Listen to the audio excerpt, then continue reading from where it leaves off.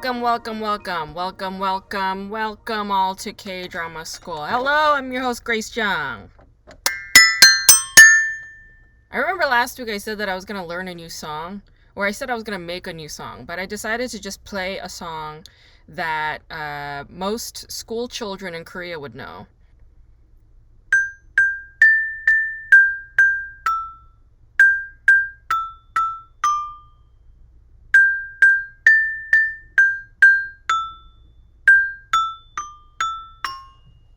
Yeah, we did it. Yes.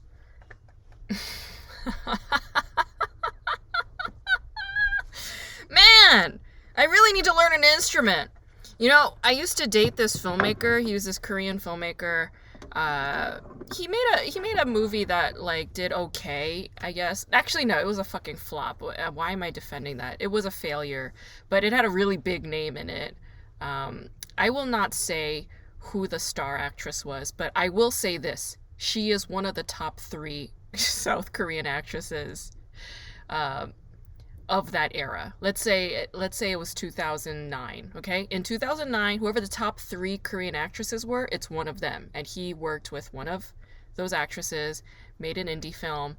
It didn't do so well, and yeah, like it's disappeared into the ether or whatever. You won't be able to find it on any streaming platform because it was a total flop.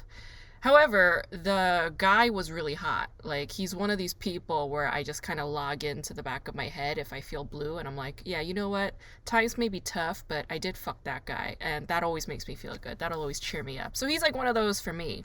And I remember when we first started dating, I asked him, I was like, do you play any instruments? And he was like, yeah. I was like, what do you play? And he was like, the triangle. And I remember laughing for like 3 minutes straight because I thought that was just such a good answer. So if anybody ever asks me, like, what instrument do you play? I usually say I don't play an instrument, even though I did learn how to play the flute. I did learn how to play the piano. I never excelled at either. However, I am trying to excel at my Caterpillar xylophone, as you can see here. Yes. I'm recording a video today because, oh fuck, I forgot to bring it. Give me a second. All right, folks. So I'm recording a video today because I want to share something with you all. Like, it needs a visual. So if you're watching on YouTube, I may even just post this as like a clip on Instagram and TikTok, but I'm drinking this sparkling water called Kloop. This is not a sponsorship. This is not a sponsored ad. I'm just covering Kloop because this is my first South Korean sparkling water, right? Like, whenever I'm in Korea or whenever I'm in H Mart, like all the waters or the sodas, the sody pops, it would all be full of sugar. Sugar, caffeine, it would be madness. But South Korea is now finally on the train of carbonated waters, like canned carbonated waters, like Waterloo, LaCroix. So we now have Kloop from South Korea. I got this at H Mart. It is like a big size. What is this? It's like a tall boy. There's like a tall boy of Kloop, and the flavor is my favorite flavor in the world. Like, South Korea, for whatever reason, they're really good at getting that muscat grape flavor. Like, they're really excellent at concentrating that flavor. Like, those little green grape flavored Korean candies, like, I love those. Like, my mouth is watering right now just even talking about it. So they took that flavor, that essence, and they turned it into a sparkling water, which is genius. That's genius. Because, like, I like the Waterloo grape flavor, but it's nothing. It doesn't compete to this. No. This is the shit, right? Here's why I love Kloop, okay? Again, this is not a sponsored ad. I'm just covering it because I am seriously just genuinely impressed by this product, okay? So their tab, see, is like very unique. It's got a plastic tab, right? So you open this up. Let's open it up. All right, come on. Come on, Grace. All right, so she opens it, crack it open, right? And then you push this little tab here. You push it open. There we go. You slide it open, and then you can drink out of it. Here. Take a sip, and then I can slide this baby shut, and then I can press this back down, and it keeps it carbonated. Fuck! Yo! South Korea! Hey! You are living in the next fucking level, baby. I'm telling you, there have been so many times, because usually I'll crave sparkling water at night. Yeah, it's like, like I've had my dinner and then I've had a long day and I just want like something to like, like open me back up so that I could, feel my digestion flowing and I could get the gas out of me and then I could just go to sleep, right? But I can't always drink the whole thing. Right? So it becomes like a punishment. Even though I get the little small cans, it's still a punishment. But this is a tall boy, and I know I can't drink this whole thing in one sitting, but it's got this beautiful contraption up here. I mean, it's sad to me that it's plastic. I wish there could be a less plasticky, resolution to this issue, but nonetheless, I appreciate this because it's genius. It's smart and it tastes amazing. Again, this is not a sponsored ad. I'm just an enthusiast of Kloop. Okay? So listen, Kloop. Hey, Kloop executives, listen. If you want a kyopo, okay? If you want a hot, sexy kyopo lady sponsoring your shit, hey, you hit me up, all right? You email me at kdramaschool@gmail.com, and I will fucking sponsor the shit out of this. Way better than this video. I swear to God, I will do it. I will do it for you because I love this product. And even if you don't ask me to be your sponsor, I will still sponsor it nonetheless because I believe in it. All right? If I believe in it, I will talk about it. Yes, I will. You guys, it's Hurricane Hillary time here in Los Angeles. Yeah, I'm recording this on Sunday, and it's been raining all day. Yeah, the forecast all week, it's been like hurricanes coming, and not a single Los Angelino batted an eye. Like, nobody gave a shit. Like, last night I was at the comedy club, I was at the Hollywood Improv, I did a show there. Nobody gave a shit. Like, people were out, people were having fun, they were drinking, eating, laughing. Nobody gave a shit. Like, what hurricane? Do you just mean like a thunderstorm? There wasn't even thunder, there wasn't even lightning, there was just rain. And for us, it's like, yeah, God bless this rain. We wanted it. We needed it. The rain is happening. I got nothing to complain about. None of us have anything to complain about, Did we go out and food shop and hunker down? No, I didn't do that. I meant to. I wanted to buy eggs so that I could make pancakes this morning. I forgot to get that last night. Look, I've been reading this book by Jade Wu. It's called Hello Sleep. And it's been like a game changer for me in terms of my insomnia, because whenever I can't sleep, I would beat myself up for not being able to fall asleep, and it would be like this vicious cycle of like rage and agony and helplessness in my mind.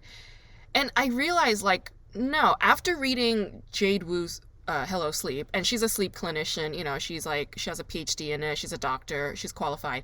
She was basically saying that the sleep industry, right? Mattresses, those pillows, weighted blankets, the magnesium, the CBD oil, the melatonin, all right? Like Ambien, Trazodone, this is all part of the sleep industry, right? Which is, tied with pharmaceutical stuff and products. Okay, they make billions of dollars every year, and this is how they do it. They basically tell you and me through the news, through Cosmo Magazine, through Time Magazine, through the New York Times, through the news, through cultural stuff, like they basically say that a human being needs X amount of hours of sleep every night, right? Yes, we've been hearing this since we were children. They were like 7 to 8 hours of sleep every night is ideal per person, and you better get that sleep every single night, otherwise you are leading an unhealthy life. Do you remember hearing this shit? Yes, you do. And that got ingrained into me at a very young age, along with all my nightmares, like I come from a lot of trauma from my childhood. Along with that, with the pressure of being like, you have to be a good sleeper. You have to be a good sleeper. You have to be a good eater, right? The pressure that I put on myself. So every night it becomes a nightmare. I'm like, oh my God, it's going to be hard for me to fall asleep. How am I going to do this? Yeah. Have I taken Ambien? Yeah. Have I taken magnesium, CBD oil, hash, alcohol, fucking lullabies and sleep apps that read me bedtime stories? Have I done the ASMR videos? Have I done all the meditations and the tapping? Have I done the journaling? Have I done all of this shit? Yeah, I have. Did I think about buying another fucking pillow for my head? Yes, I have. But after reading this book, I had full clarity. So basically, Dr. Jade Wu says, no single person on earth is going to have the exact same sleep cycle as another human being on earth, okay? Therefore, her argument is there is no standard for a human person for X amount of sleep, or, sleeping at a certain time at night. There's no ideal. No. Each individual has to go and figure out what their sleep cycle is like, what their sleep pattern is like, what their sleep preferences are like. That is up to the individual. And as soon as I read this, right, and I read this in the fucking introduction, my anxiety, my overwhelm, my self-induced pressure that is culturally motivated, that was totally lifted. I was like unburdened from that and finally free. Oh, hallelujah. Hallelujah. You guys, I have been sleeping really, really well lately. Yeah, I have. Even though I wake up in the middle of the night. Like the other night, I tell you, my fucking smoke detector / carbon monoxide alarm started going off at 3 something in the morning because the fucking contractor replaced the battery, quote unquote, with a new one. But no, it was a fucking used one. It was an old one. Even though my battery was fine, the fire department told me that the old battery was fine. They were like, it has another 6 years on this, but that guy fucking replaced it with a shitty old battery, so that thing woke me up in the middle of the night at 3 something in the morning. So I have to wake up, I have to drive to 2 different places looking for this battery, and neither of those places had this battery. It's that little square battery, right? So I drive to a different location, go to Walgreens, I get the battery, I come home, I replace the battery, and I go back to bed. And then I can't sleep, right? So I'm just up. I smoke a little weed. I watch a little TV. I finally fall asleep around like 5-ish. And then I woke up around 8, and then I had to do my stuff, do my errands. And then in the middle of the afternoon, I was just like, you know what? I need a nap. So I took a nap. Took a nap for like an hour and a half. Woke up, felt really refreshed. And that was my sleep cycle. You see? So if you feel this like heavy burden and this pressure to sleep at a certain time for X amount of hours, no, get rid of that shit right now. Our sleep will vary depending on the day, depending on the time, depending on where we're at, depending on how old we are, depending on what our needs are.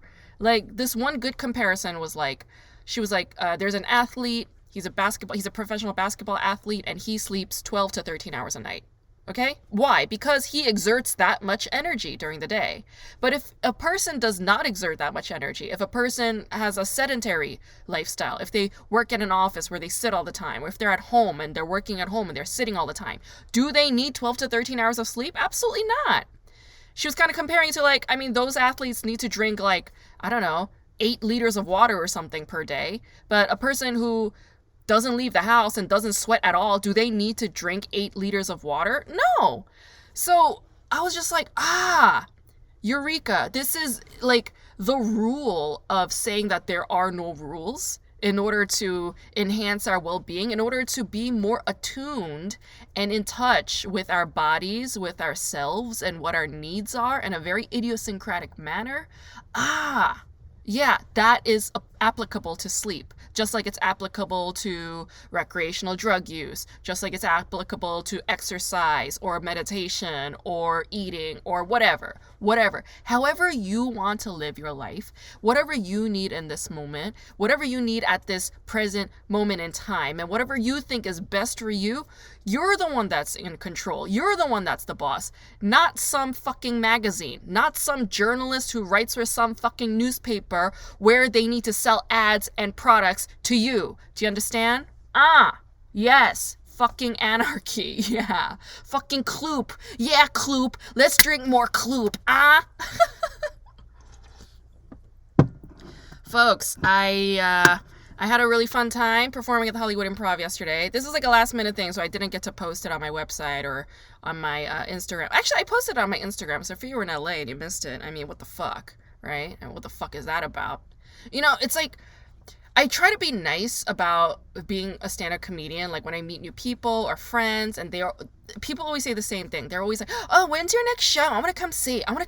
And it's like, look, don't say that to me, all right? Because I know you're not going to show up, okay? Like, for years and years I've been doing this, and everybody says the same fucking thing. They're like, I want to go. I want to come see.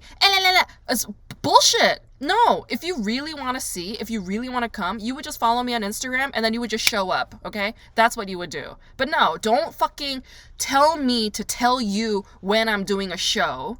Okay, and then you being like, no, I'm not in town, or no, I'm not going to show up, or say, yes, I will show up, and then you don't show up. Like, don't do that. That's like added unnecessary stress for me.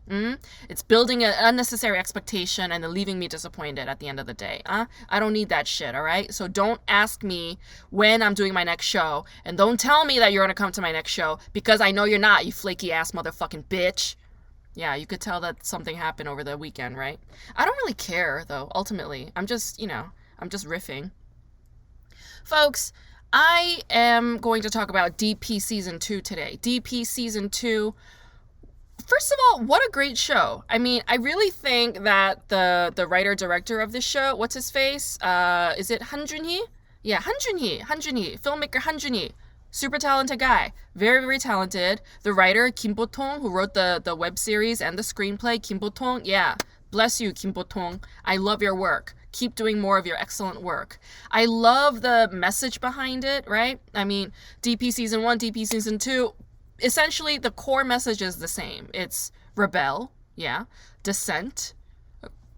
Excuse me. If you need to stand up for your rights, if you need to stick it to the man, do it. That's what it means. And they do it in a space where the stakes are very high, where anybody who has an individual mind of their own, ooh, that'll be a problem. You know what? In some ways, now that I think about it, this show is very comparable to The Crown. Yeah. Remember The Crown? Why? Why is it comparable? Well, in The Crown, they always say the same thing. Individuality, like independent thinking, right? That is a no-no. And they always have to uphold the crown. And that mentality, that infrastructure, that ideology, it's an ideology. That ideology is what leads to the downfall and the unhappiness and the brokenness of all the royal members of the family, right? I mean, and that's what's going on in DP, Season 1 and Season 2. How is Season 2 better or more unique, or how does it stand apart from Season 1? Well, let's talk about that. Is it better than Season 1? I don't think it's necessarily better or worse. I would say they're on par, like in terms of their quality, I would say they're on par with each other. Does Season 2 stand out from Season 1? Because I remember talking about this in like one of my earlier episodes where I was like, oh, I hope DP Season 2 doesn't repeat Season 1. Well, in some aspects they do. However, they do dig deeper in DP Season 2 because now everybody, like Park Bum-gu, Im Ji-seop, right, Son Suk-ku, and Kim Sung-gyun's characters, they're all part of the dissent now. Like, they're all like, yeah, we need to fucking fight against this. We all need to stand up. We have Park Bum-gu. We have is it Staff Sergeant Park Bum-gu. He becomes the hero in the end, right? Because as we know, in a hierarchy, in a rigid structure where there's bureaucracy and hierarchy, somebody somewhere needs to take the fall. Somebody somewhere needs to take the blame. Even though the system itself is to blame, and even though the heads of that department and that infrastructure, even though they are to blame, the ones at the very top, and in this case, it would be probably the president. Yeah, it would be the president. They are to blame, but however, somebody like mid-ranking officer, they have to end up taking the downfall. I mean, it's an unfair thing, but I mean, the system is rigged to be this way, right? So whoever decides to be the hero, they're the ones that's going to end up becoming the martyr. And, you know, I think I've said this in my other podcasts, but think of all the martyrs throughout history. Think of Jesus, think of Gandhi, think of Martin Luther King Jr., think of, you know, Malcolm X, think of all of these people. They all get shot and killed, even though their work is extremely important to us, even though they leave behind humanity with so many teachings, so many good things to learn from. But what does humanity do? They go and fucking kill these people, right? So that's what we see again. We have Park Bum-gu being the hero, right? And he's going to be in prison serving time. Loses his job, can't take care of his family. I mean, he's really taking a big one for the team, is he not? The one thing that I don't appreciate about Han Jun-hee, about all male Korean film directors, okay? I'm talking about film directors here. I'm not talking about TV directors. You know, Han Jun-hee, he's a filmmaker. I'm not going to consider him a showrunner at all. He's a filmmaker. The one thing I don't appreciate about male writer directors is that they are far too cynical. Yeah, in the Korean media sphere, like their cynicism is just like unbelievable. They don't even know how deeply entrenched they are in that resentful, cynical sphere. And it's like, bitch, you need to get the fuck out of there. That's kind of the reason why I loved Bloodhounds, because it's got a dark side. And it's like mostly dark, but they never forget the light. Yeah? What I appreciate about DP, similar to Bloodhounds, is that they do balance it with humor. DP has many, many funny moments, and they're very self-reflexive. They are self-aware. I appreciate that. And the humor helps. However, like the episode with the queer guy, what's his face? The soldier who's gay. Chang Sung-min, soldier Chang Sung-min. I guess he was in episode 3, right? He plays the drag queen. He's a drag queen, but he's also a soldier. And I mean, I guess they them would be more applicable for this soldier, right? Chang Sung-min is more of a they them. Like they want to play a female lead in a play, like that's their dream, and they are finally given that dream. They're kind of given this freedom. Like they desert the military base to escape humiliation and abuse. Okay, good for them. They got themselves physically out of danger. I applaud that. Now they're gonna go after their dream, right? They have this dream. It's to play this female character in this excellent play. Now what's gonna happen? This fucking soldier, like they don't give Chang Sung-min their happy ending, and that broke my heart, because they could have. I mean, I'm talking by they, I mean the writer director. They could have. They really could have given him this happy ending. Let him get on the plane and go to London, but no, they have to go and fuck it up in the end, right? Why do that? Why do that? Huh? Like in reality, back in 2020, in the year 2020, no, 2019, we had a soldier named Byun Hee-soo. She's a trans woman, and she was a soldier, staff sergeant, okay, and she was a tank driver, but, you know, she enlisted when she was a cis man in the army, and she went to Thailand to get gender reassignment surgery and came out as a trans woman, a proud trans woman, and said that she wanted to continue her job as a soldier, devoted to her country, but the military rejected her, and they said that she was crazy. That's literally what they said. They said she was not sound of mind in order to be a soldier. The only accusation for that was that it's because she went and got gender reassignment surgery, and they consider being trans a mental illness. Hello. So homophobic, so transphobic. It's unacceptable. And then that eventually led to Byun Hee-soo's demise, because she ended up killing herself, right? And it's like, that story is already there as a reality. It's already sad. It's already devastating. It's already mainstream. We all know about it. But this is a fucking TV show. This is a fucking TV show. Why can't we give a trans person her happy ending? Why the fuck not? And that makes me really upset. All right? That to me shows immaturity, actually. Han Jun-hee. You don't have to be all like super dark and super awful, you know, super quote unquote realist. You don't have to be that way all the time for every fucking episode. No. I mean, we had an opportunity here to give this person a happy ending, this queer character a happy ending. It's something that the media sphere needs, especially from Korean television content. You can't give them that? You need to go there? That's fucking pathetic. To me, that to me shows lack of bravery. That to me shows lack of, like, that's not risk taking. You could have taken a risk and pushed it really far, put her on that plane and given her this happy ending, but no, you gotta fuck it up in the end. Why? I mean, that really disappointed me.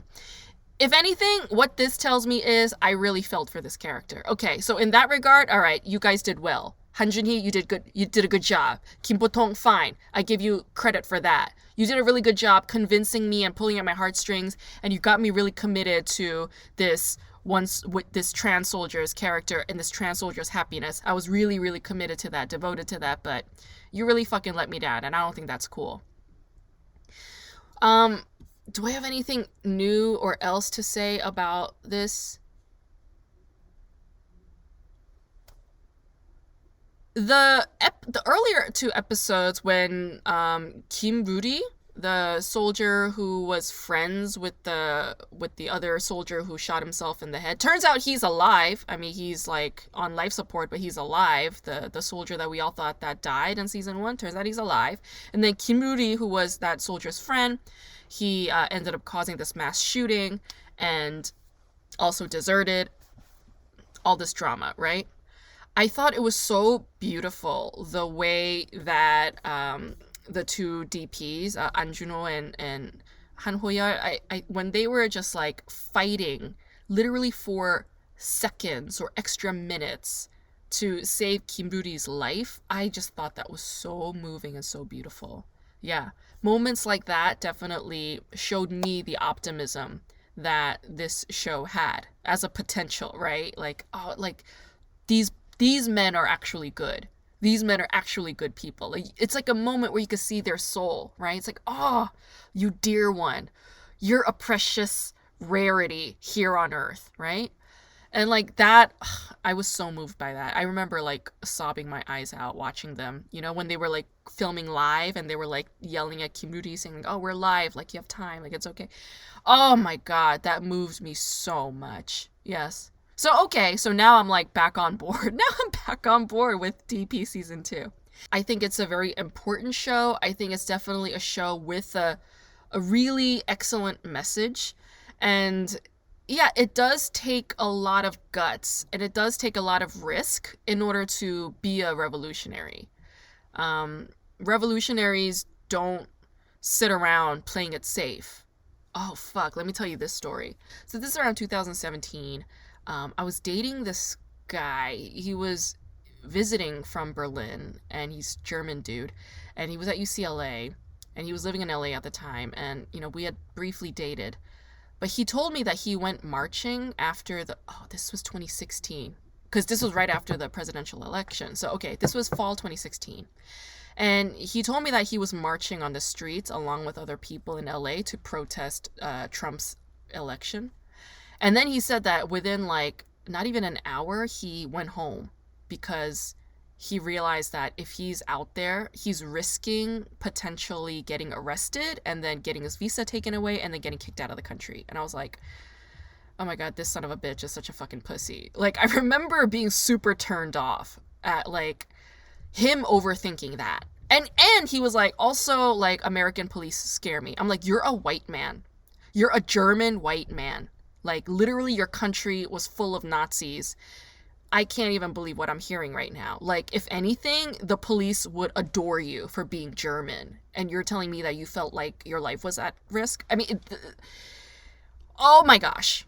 Oh my gosh, what a turnoff. Okay, so that mentality, that attitude will not get you anywhere. That is the opposite of a revolutionary, okay? That is the opposite of somebody who is an actual protester and activist, all right? He showed me all the layers of himself that are full of fear, squareness, all right? Status quo, all right? Being part of the system, being the man. That's what he showed me that day. Ugh! Boy, do I regret sucking that dude's cock. Fuck that guy, man. No. If you want to be a revolutionary, you need to be willing to risk everything. Put everything on the line, including your life. Okay, not your life, all right? You don't have to do that. Like, we don't need to fucking go and kill ourselves. That's not what I'm saying. But if you believe in something, right? If you really truly believe in something, and what I believe in is good, I believe in good. I believe in standing up for good. I believe in standing up for justice, especially for people who have been treated like shit, who have no power. I believe in that. And if that means risking things, I say, yeah, risk it. Risk getting your visa taken away. Risk being arrested. Who gives a shit, huh? Like, think about, civil rights activists. They've all been arrested. They were all arrested. They didn't do anything wrong. But they were arrested because the system is fucked and declared them as wrong. You see? This is similar to breaking out of that sleep mentality. There are no rules, right, of sleep, but people follow it. And people abuse themselves thinking that there are rules. They start shaming themselves. They're like, oh, I didn't sleep well the other night. I'm a bad sleeper. And they spend like $1,000 every single night with their fucking sleep rituals and pills and pillows and blah, blah, blah. You know, because they consider themselves a bad sleeper. No, no, no, no, no. There are no rules when it comes to sleep. There are no rules when it comes to existing here on this earth. I mean, the rule being, you know, don't fucking go and kill everybody, right? If you stand up for good, if you stand up for something that you believe in, that you think is worthy and worthwhile, stand up for it. That's why you're here on this earth. And the only person who will dictate that vehicle being your body, is yourself. And I think DP has a similar message. Yes. If you believe in something, then yeah, you are resisting the mainstream flow, and that will always make people turn heads and call you an asshole, call you a troublemaker, call you a whistleblower. They will hate you for that. But if you really truly believe in yourself, also know that you have allies, right? And that's what we see. We see that in the beautiful cast of DP. We see that with Anjuno, we see that with Han Ho-yeol, we see that with Park Bum-gu, we see that with Im Ji-seop, we see that with the Park Seung, right? That Yoo Soo-bin guy, that actor, we see him in everything. He's in everything. Like, he just looks like a whatever side character, supporting actor, but he's in everything, it seems. And I don't know, like, he's just like a friendly, familiar face that I just appreciate now whenever I see him on TV. So, good for him. And then we have soldier Hugyeong, right? We have these beautiful people. They're eating their McDonald's, they got one another's backs, and they were shaking up the system. Yeah. But as with all progress, right, we take 3 steps forward, 2 steps back. Is that the saying, or is it 2 steps forward, 3 steps back? Whatever it is. I say it's better to say 3 steps forward, 2 steps back. Is that still progress? Yes, of course. Yes, of course. Any progress still counts as progress.